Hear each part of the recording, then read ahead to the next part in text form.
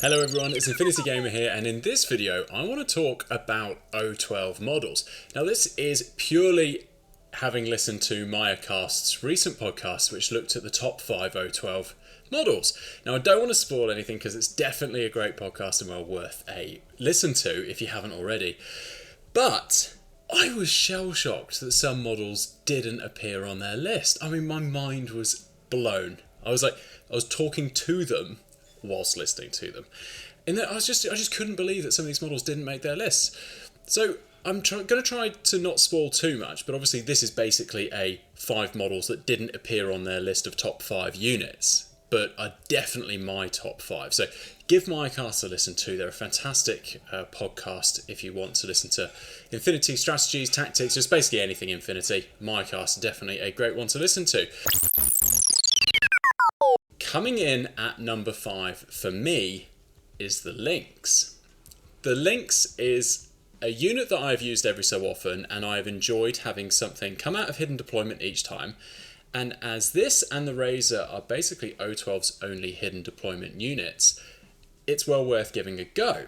So why do I like the Lynx so much, and why does it make it on my list? Mimetism -6 is a great place to start. Surprise attack is another great place to start.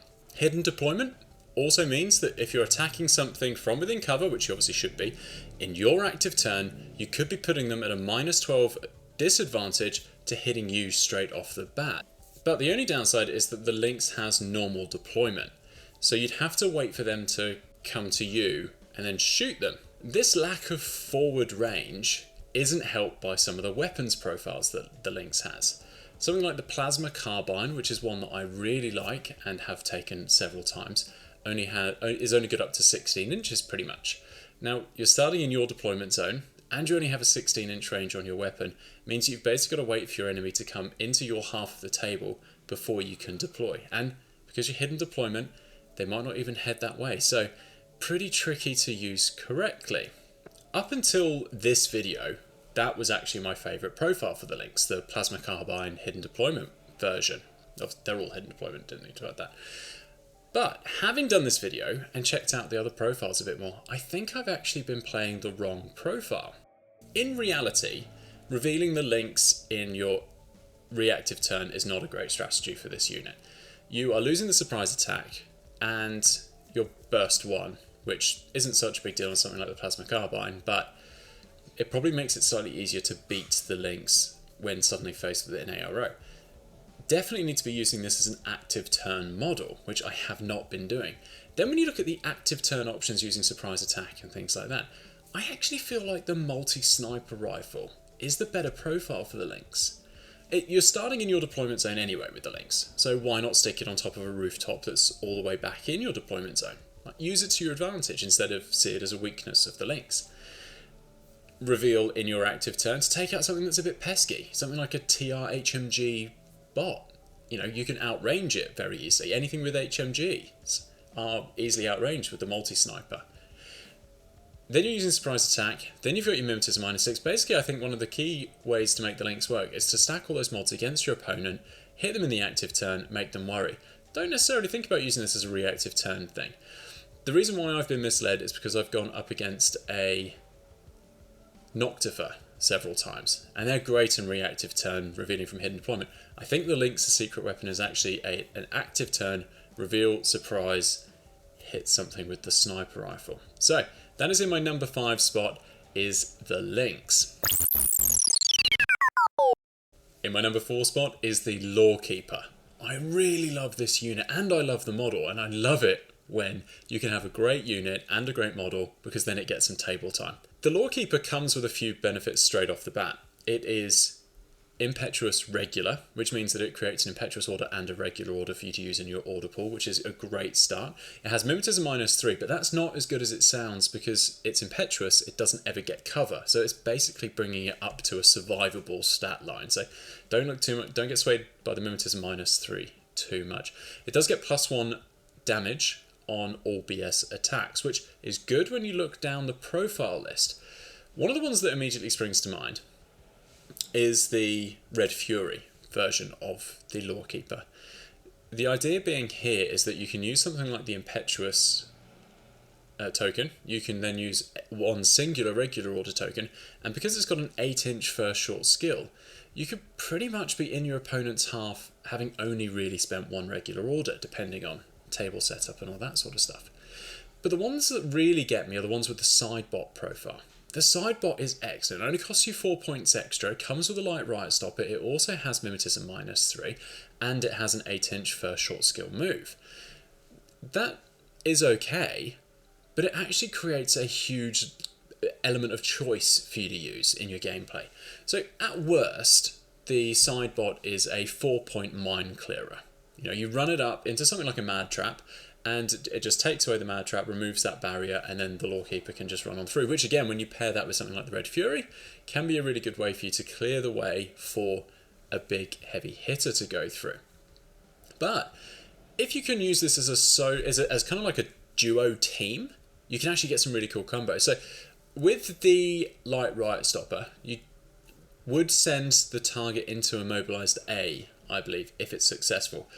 But every time I've sent the sidebot solo into a situation, the options for my opponent are actually quite easy. You would just dodge, because any successful dodge would avoid the template, which is fine, and then they just end up taking out the sidebot by something that's not in range of the light riot stopper. The thing to try and do is to use these as a pair. So yes, you can throw the sidebot into a fire team attack or something, and just think, well, it's 4 points lost if I don't glue it, it's not the end of the world. But actually, if you have the Red Fury in line of fire and range at the same time, the dodge suddenly doesn't become as sure a thing. If you're going to use this as a Rambo unit, it has potential so long as you don't just chuck away the sidebot and give away it as an unnecessary kill. By all means, chuck away the sidebot into a fire team, for example, because if you're lining up 4 or 5 units, what's the odds that one of them's going to fail their dodge? Pretty good, and then you've ruined a Link team. The other Lawkeeper profile I like to take is one of the specialist operatives. Now, it depends heavily on your mission. So the Red Fury one is great as a Rambo attack piece, just charging up there and causing a problem. The other option is the specialist operative one. Now, that's great if you've got a button pressing mission, because you can just run around with the bike with its 8-inch move and press buttons and complete the mission that way. So Lawkeeper's got a lot of variety. That's why it makes it to the number 4 spot on my list. Number 3 is the Epsilon. I love this unit for a couple of reasons, even though I can rarely make it work in the way I intend when I'm building the list. So a couple of things on the stat line that are worth noticing. It's mimetism -3, it has MSV 2, it has bioimmunity, which I always forget when it does matter. So those are some great things there. The weapons options that I see that really stand out, the profiles that stand out for the Epsilon for me, have always been the HMG and the multi-sniper. Kind of in the same way that we've spoken about the Lynx with the multi-sniper, it's great to just sit in the back line, outrange some HMGs. In fact, that's how I learned that the multi-sniper profile was so good, was that I'd gone with my Epsilon HMG, my opponent was running O12 and ran the multi-sniper at Epsilon, and just completely took out my HMG one. So that's actually part of the reason why I've leant towards the multi-sniper variant. The multi-sniper is good because, again, yeah, you can outrange things like TR bots fairly easily, but you can actually pair that or the HMG with a Varangian.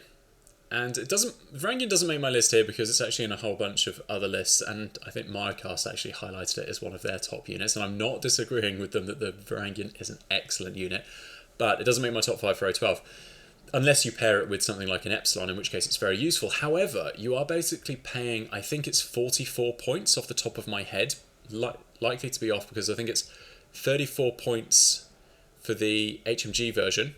I think it's 33 or 30. It's about that for the multi-sniper, and then you're spending 12 points for the Varangian. So you're basically looking at 45 points maybe for a team that will work together. Now remember when we looked at the Lawkeeper, we were looking at much lower points for a team that can work together with the peripheral and the biker. Here you need the Varangian and you need the Epsilon in order for this to work. Then you can throw smoke, then you can use MSV2 to your advantage and basically slice the pie, as they say, and pick things off. The way I play Epsilon wrong is that I use it as an ARO piece, which is fine, because it can see through smoke and it can shoot most things, and the multi-sniper's burst 2, but in ARO it being burst 1 isn't the end of the world. However, it can be dealt with when you leave it out. Someone can throw maybe white noise down, and then your MSV2 becomes useless. They can maybe outrange you, not through short range, but by coming up close, potentially. Or they can use something like a fire team with MSV to make it a very even counter, and then you can use something like an HMG in a good range to get more dice at you. So I basically end up finding that the Epsilon doesn't survive very long when I use it. I think it's better as an aggressive piece, and I have seen people run it up the board with an HMG and using it that way. So maybe not the obvious backline sniper that I originally thought it to be, maybe more of a forward-moving, aggressive HMG piece, but definitely one of my top units. I do love them, even though they very rarely work for me. My second favourite unit in all of O12 is the Gangbuster. This has a couple of cool things I think get easily overlooked. It's Mimetism -3. It's MSV 1. Those are two great things anyway. And they come with Infiltration, which means it can be up at the centre line with its MSV, with its Mimetism, being a pain. It's got an SMG, so yes, if you're going second, you can put it in Suppression, which would make it an additional -3.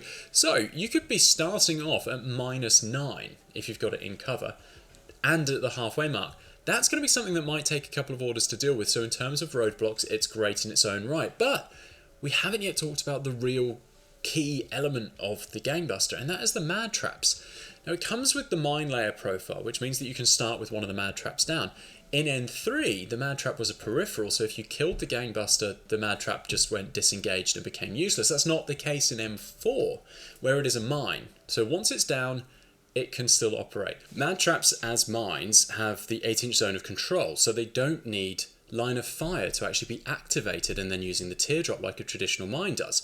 With these ones, if anything gets within the 8-inch zone of control, whether the mad trap can see it or not, off that little mad trap runs and tries to glue hug. So that is fantastic. If you're starting Infiltration, you're starting potentially with a mad trap at the halfway line and then a unit that's quite hard to remove. That's two things that someone's got to deal with, and you have spent 30-ish points on this. Couple that with my favourite profile of the lot, which is the Killer Hacker version. And the reason why I like it, and you don't really need to take it because, to be honest, just the bog standard Gangbuster is pretty good. But the reason why I like the Killer Hacker is because it's then a specialist, because it's got hacking, so you can be at the halfway line and then going and getting objectives depending on the mission that you're playing. But it also can cyber mask, so it can go into impersonation mode and then you can move it up if you can or want to. The mad traps are disposable too, so you start the game with one down if you want to. You don't have to, obviously. But then you could move around and then place a second one further into your opponent's half. Because it's got a very special rule associated with it, you actually only need to place the mad trap within zone of control of the Gangbuster. And it can be anywhere, up on a rooftop, around the other side. Again, don't need line of fire to do so, which makes it excellent. I have not used this to my full advantage ever, because I'm using the Gangbuster as an ARO blocker when I'm going second. But that would be a great way to keep a tag pinned, for example, or a heavy infantry, or something like Achilles or Hector, if there's no chaff. And that's where we get to the weakness of the Gangbuster and mad traps in general. So the main problem I have with mad traps is that they are very easy to get rid of if you have the units. If you've gone for a 10 unit limited insertion list where everything's heavy and everything's specialist, then mad traps are going to be horrible for you. But if you do have chaff units, whether it's, like the Lawkeeper peripheral that we talked about, the sidebot, which you could just blast up the map and have this mad trap taken out by a 4-point sidebot. That's great if you're trying to get rid of the mad traps. But yes, if you're trying to use mad traps, you've got to watch out for those chaff units that could very easily be thrown at a mad trap. Now, you might say that that's great because you're still having to eat away at something that generates orders, and that is fantastic. But they will generate orders still if they're glued by a mad trap. They go into an immobilized state, they're not off the table, but it does make them slightly easier to remove, but then you've got to spend orders doing it. It's a very mixed bag of mad traps. Good. Probably better as like a thinking diversion than in real terms really slowing down your opponent, but still make it to my second favourite. My top O12 model, hands down, is Team Sirius. The reason for this is that they deliver a lot and they're not super expensive. Prime example, these guys are a multi-purpose toolkit. you've noticed that a couple of the models, the units that I've spoken about, they're basically a team of two. We've had Gangbuster and Mad Trap, we've had Lawkeeper and Sidebot. A couple of examples there where we've actually had a team of things working together, and Team Sirius is perfect for this. You have the Handler, who is Mimetism -3. You can go with a hacking profile, which is the one that I love to do, and then you look at the dog itself, and it's a repeater. It also has mimetism. It has heavy riot stoppers. These are exciting because they also come with 8-inch forward deployment. Similar story here to what we were talking about with the Gangbuster, in that you're creating a problem that your opponent has to deal with by being out of your deployment zone and giving them something to think about. This time, while the Gangbuster and the Mad Trap was that 8-inch zone of control and you might get glued, here there's a double threat with the Team Sirius. The bot as a repeater, if you take the hacker, has that 8-inch zone of control for the repeater, and then the hacker can spotlight, carbonite, oblivion, depending on what is coming at you.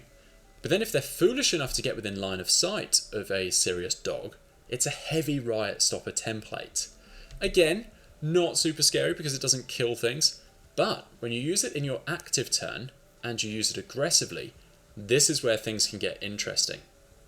Because if you move the dog to within 8 inches of a target and line of fire in your first short skill, and you have the Sirius Handler potentially get within line of fire of the same thing, your opponent in ARO then has to worry about a couple of different things. One, are you going to shoot with both of those? In which case it's going to be an SMG with AP or shock, depending on what you have, what you're facing.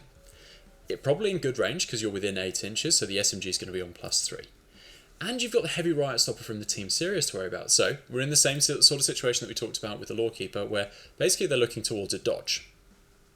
But there's the added threat of a hacking program attack or a cybernetic comms attack.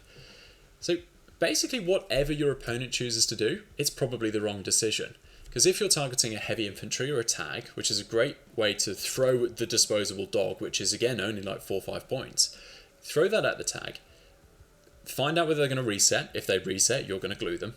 If they dodge, you're probably going to hack them.